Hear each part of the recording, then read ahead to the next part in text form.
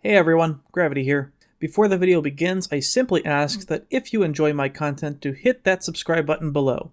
Nowhere else on YouTube are you going to find a Battlefield player who's played with teams competitively since Battlefield 1942, nearly 18 years ago. Don't forget to subscribe, and please enjoy the video.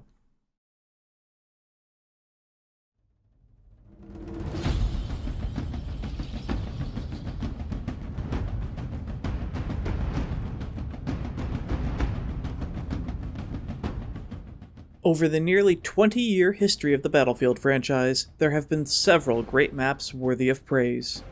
A few of these go on to become legendary, icons themselves of the Battlefield series, and appear time and time again through game engine upgrades and subsequent iterations. This is not that story. This is the story of the maps that few want to play, and remember only because they were that bad. Maps which should never be remade. This is the story of the worst maps in Battlefield. This is Fjell. Let's try that again. This is Fjell. This is Fjell. God damn it.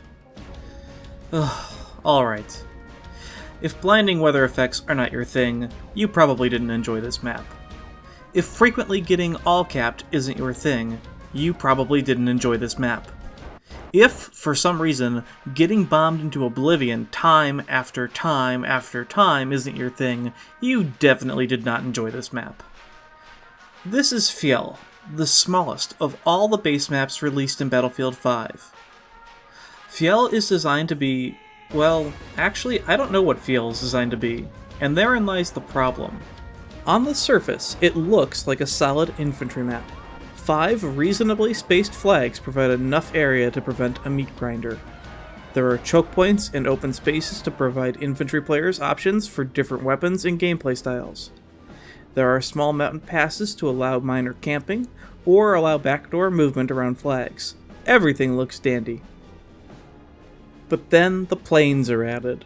Not 1 per team, not 2 per team, 5. 5 planes per team, with an additional plane being available to whichever team owns the C flag. Suddenly, this map looks like it's a dogfighting map, meant exclusively for pilots, with the infantry gameplay thrown in there to keep everybody else busy. But this being Battlefield 5, dogfighting is not the only option that most players choose. If Battlefield 5 had restricted vehicles like in previous Battlefield games, making it only fighter planes, I am certain that players might consider Fjell to be among the best maps in the game. Unfortunately, bombers are an option, and for many players the temptation to carpet bomb flags for massive kill streaks is way too much. The method is pretty simple. Grab a bomber, wait until a friendly flag starts to get captured, and then unleash its payload on the attackers, over and over and over again. No one is capping a flag? Carpet bomb between the flags. Enemy team got all capped? Carpet bomb their uncap, over and over and over. In addition to the intense bombing campaign and low visibility during the snowstorm, the other major issue that tends to plague this map is the tendency of all caps. Given the flag layout and forced mountain passes, one can see how one team might absolutely march across the map. In fact, herd mentality, or zerging, is common on Fjell, with the team moving across in massive blobs of infantry to gather overwhelming flags. One thing that separates good maps from the bad ones is not only the frequency of all caps, but the capability of a team to break out of a containment.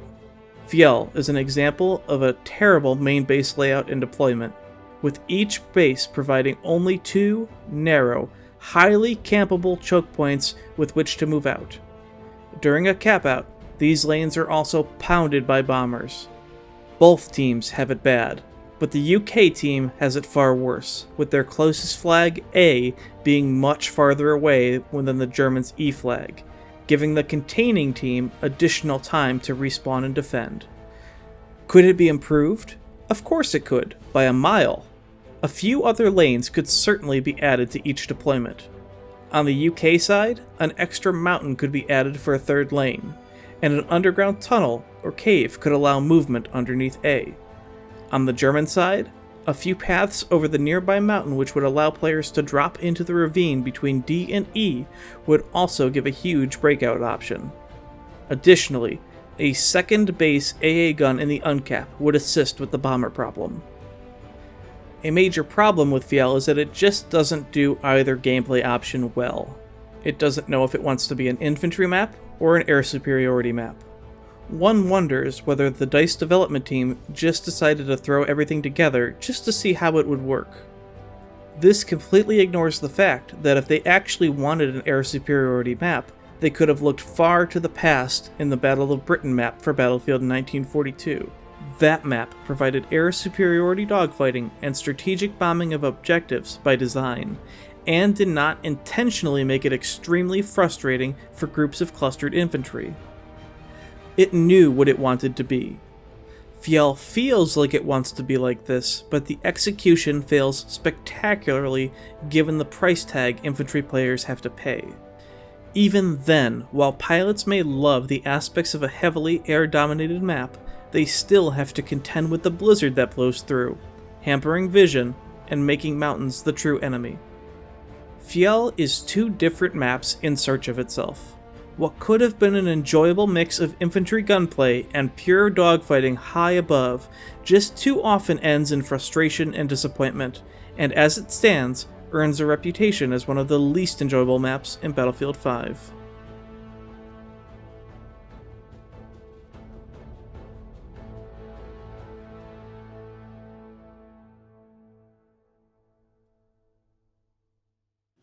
Yeah, well, that's just like your opinion, man.